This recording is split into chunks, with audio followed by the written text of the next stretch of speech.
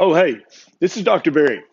Let's talk for a few minutes about how you can stop those carb cravings that are driving you crazy and ruining your diet. I've suffered from them in my journey towards health and lower weight and better health. You've suffered from them. Let's talk about some strategies you can use to stop carb cravings. Now, if you know someone who's having trouble with carb cravings, you can share this with them on their Facebook, their Twitter, their Instagram. Please share this on your Facebook page, in your keto groups, low carb groups, because so many people fall off the wagon because of stupid carb cravings. And I'm going to help you today to understand what you can do to stop them. So let's get into this. The very first thing is you need to slowly but surely transition to a ketogenic, low carb, healthy fat diet. As you get away from the carbs, it's almost like getting away from alcohol or cigarettes or any other addiction or pseudo addiction. It just gets easier to say no. But now, when you're first transitioning to that low carb, healthy fat or ketogenic diet, it can be very, very hard to say no to the carbs, especially the processed carbs in cardboard boxes with smiley faces and clowns and children and elves. It's really hard to say no to those sometimes. And so here are some strategies you can use to make it easier to say no. First of all, you can make sure you're getting all of your electrolytes and all of your minerals. You can do this by eating mineral and electrolyte rich foods, or you can supplement. That's up to you. The more and more you eat keto, I want you to eat a very whole food, unprocessed ketogenic diet. And that's an excellent way to get all of your minerals, all of your vitamins, all of your electrolytes. But if you are deficient in a mineral, and you can ask pregnant women about this, if you are deficient enough in a mineral, you will crave things like you've never craved things in your life, including ice and dirt and baking soda.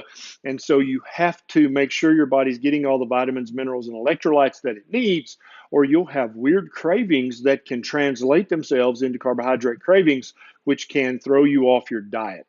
Another thing that you can do, a quick and dirty trick, is to always have an avocado on hand. Okay, avocados are full of good fats. They're pretty low carb. They have lots of magnesium, lots of potassium. So if you're in the midst of a carb craving, eat an avocado. Heck, eat two avocados. That's infinitely better than eating some kind of processed garbage that you might give way to if you don't take care of this craving. Another great thing to do is go for a walk. And the reason I say this is because many times that carbohydrate craving has a lot to do with your mental state. It has a lot to do with the social or the family situation you're right in the middle of. And so if you go for a walk, you kind of break that cycle, right? Get out of the house, get out of the office, go for even a 5-minute walk. I'm not talking about walking as exercise. I'm talking about walking as getting out of the house, getting out of the office, doing something for 5 or 10 minutes. Many times that makes a craving go completely away. Now, shift workers will tell you that when you are sleep deprived, you will grab the first thing that the yuckiest junk food that's in front of your face. And so you have to honor your sleep, and you have to make sure you're getting enough sleep and getting enough good sleep, or you will have worse carb cravings. I used to work in the emergency department, and then I would come work in the clinic the next day. And I can just tell you, when the drug rep showed up with those jelly donuts, yeah, I partook because I couldn't say no, because I was already exhausted from losing sleep all night. My cortisol was high, everything was out of whack, and I ate the donuts, right? Those days are gone now, and I honor my sleep, and I need you to do that as well, because when you honor your sleep and get enough good sleep, it's so much easier to say no to the occasional carb craving. Another great strategy that kind of fits in with the previous two is to get more sun.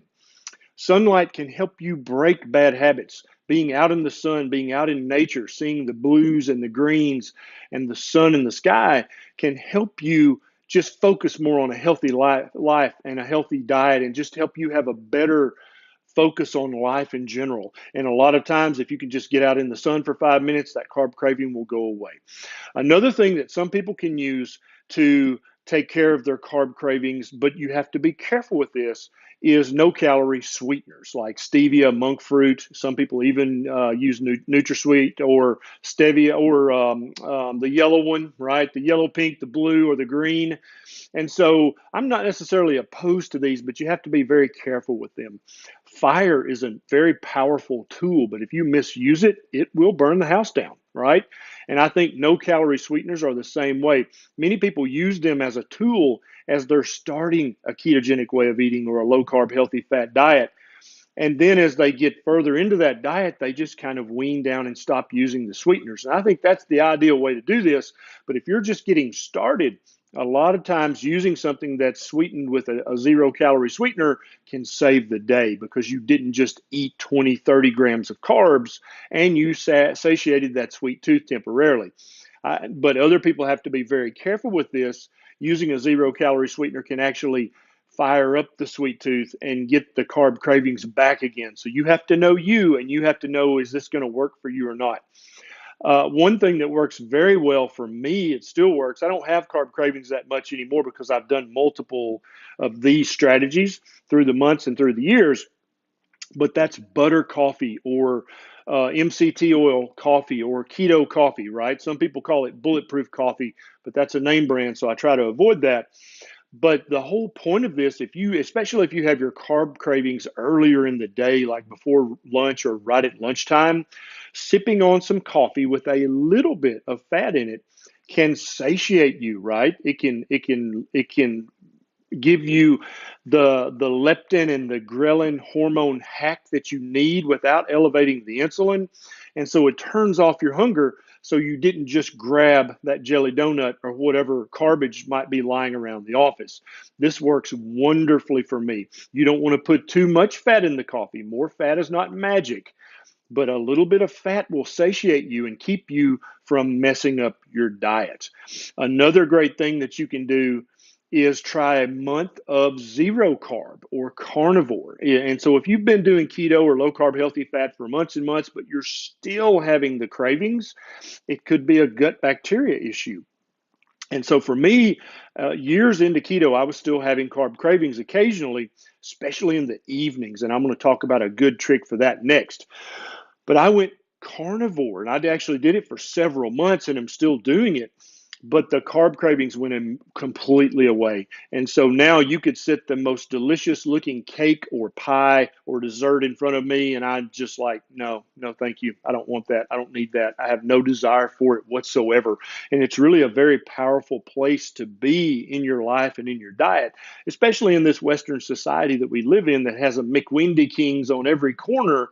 And you can buy all these sweet prepackaged carbs at China Mart. It's a great place to be to just have no desire for them whatsoever. And so even for people who have no intention of staying carnivore for long periods of time, I think a 2-week or a 4-week fatty meat carnivore diet will basically make the carb-loving bacteria in your gut pack up and leave. And for many, many people, that has been the breakthrough that helped them completely break the carb cravings. Okay. Now, another great one is fat bombs. And I know there's a little bit of controversy about this in the ketogenic community. I don't think you should live on fat bombs. I don't think you should eat them every day and eat 5, 10, 20 of them. But I think especially when you're first coming to this way of eating, it's great to have some sweet and some savory fat bombs already made up in the fridge, because for me personally, my biggest carb craving was in the evening, about 7 or 8 p.m. I would just be walking around the kitchen looking for some kind of carb. And Nisha would be like, "What are you doing?" And I'm like, "Oh, I don't know. I'm just craving something." And so it was so helpful to have a fat bomb in the fridge that I could reach and get.